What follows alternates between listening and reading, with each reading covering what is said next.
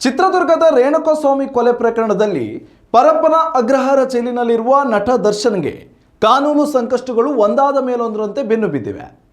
ಜಾಮೀನು ಸಿಗದೆ ಜೈಲಿನಲ್ಲಿ ಪರದಾಡುತ್ತಿರುವ ದರ್ಶನ್ಗೆ ಈಗ ಸ್ವತಃ ತಮ್ಮದೇ ಗ್ಯಾಂಗ್ನ ಆಪ್ತರು ಬಿಗ್ ಶಾಕ್ ಅನ್ನು ನೀಡಿದ್ದಾರೆ. ಪ್ರಕರಣದ 14ನೇ ಆರೋಪಿ ಪ್ರದೋಷ್ ತನ್ನನ್ನು ಮಾಫಿ ಸಾಕ್ಷಿ ಎಂದು ಪರಿಗಣಿಸುವಂತೆ ಕೋರಿ 59ನೇ ಹೆಚ್ಚುವರಿ ಸಿಟಿ ಸಿವಿಲ್ ಮತ್ತು ಸೆಷನ್ಸ್ ನ್ಯಾಯಾಲಯಕ್ಕೆ ಅರ್ಜಿ ಸಲ್ಲಿಸಿದ್ದು ಇಂದು ವಿಡಿಯೋ ಕಾನ್ಫರೆನ್ಸ್ ಮೂಲಕ ವಿಚಾರಣೆಗೆ ಹಾಜರಾಗಿದ್ದ. ಪ್ರದೋಷ್ ಪರ ವಕೀಲ ದಿವಾಕರ್ ಮೊದಲು ನಮ್ಮ ಕಕ್ಷಿದಾರರ ಹೇಳಿಕೆಯನ್ನು ದಾಖಲಿಸಿಕೊಳ್ಳಿ, ನಂತರ ಪ್ರಾಸಿಕ್ಯೂಷನ್ ನಿರ್ಧಾರ ತೆಗೆದುಕೊಳ್ಳಲಿ ಎಂದು ನ್ಯಾಯಪೀಠಕ್ಕೆ ಮನವಿ ಮಾಡಿದ್ದಾರೆ. ಆದರೆ ಟ್ವಿಸ್ಟ್ ಇಲ್ಲೇ ಮುಗಿದಿಲ್ಲ.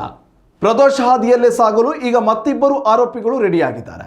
ದರ್ಶನ್ರ ಆಪ್ತ RR ನಗರದ ಸ್ಟೋನಿ ಬ್ರೂಕ್ ಪಬ್ ಮಾಲೀಕ 10ನೇ ಆರೋಪಿ ವಿನಯ್ ಹಾಗೂ 8ನೇ ಆರೋಪಿ ರವಿಶಂಕರ್ ಕೂಡ ತಮಗೂ ಮಾಫಿ ಸಾಕ್ಷಿಯಾಗಲು ಅವಕಾಶ ಕೊಡಿ ಎಂದು ಕೋರ್ಟ್ಗೆ ಅರ್ಜಿ ಸಲ್ಲಿಸಲು ತೀರ್ಮಾನಿಸಿದ್ದಾರೆ. ಕೊಲೆಯ ದಿನ ವಿನಯ್ ಒಡೆತನದ ಪಬ್ನಿಂದಲೇ ದರ್ಶನ್ ಗ್ಯಾಂಗ್ ಪಟ್ಟಣಗೆರೆಯ ಶೆಡ್ಗೆ ಹೋಗಿತ್ತು.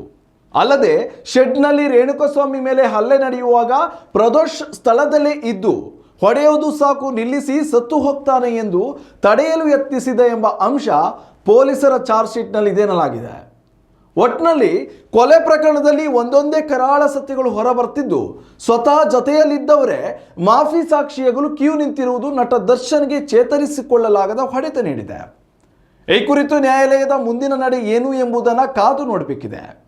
ನೀವು ದರ್ಶನ್ ಅಭಿಮಾನಿಯಾಗಿದ್ದರೆ ನಿಮ್ಮ ಅನಿಸಿಕೆಯನ್ನು ಕಮೆಂಟ್ ಮಾಡಿ ತಿಳಿಸಿ. ಇನ್ನಷ್ಟು ಸುದ್ದಿಗಳಿಗಾಗಿ ನಮ್ಮ ಚಾನೆಲನ್ನು ಸಬ್ಸ್ಕ್ರೈಬ್ ಮಾಡಿ. ನ್ಯೂಸ್ ನೆಕ್ಸ್ಟ್, ಇದು ವರ್ತಮಾನದ ಕೈಗನ್ನಡಿ. ಉತ್ತಮ ಸಂಸ್ಕಾರಯುತ ಶಿಕ್ಷಣದೊಂದಿಗೆ VSS English medium CBSE school, Udupi Muddur. ನರ್ಸರಿಯಿಂದ 10ನೇ ತರಗತಿವರೆಗೆ ಶಿಕ್ಷಣದ ಜೊತೆಗೆ 5ರಿಂದ 10ನೇ ತರಗತಿವರೆಗಿನ ವಿದ್ಯಾರ್ಥಿನಿಯರಿಗೆ ಉತ್ತಮ ಹಾಸ್ಟೆಲ್ ಸೌಲಭ್ಯವೂ ಇದೆ. ನಿಮ್ಮ ಮಕ್ಕಳ ಪ್ರವೇಶಾತಿಗಾಗಿ ಈ ಸಂಖ್ಯೆಗೆ ಕರೆ ಮಾಡಿ.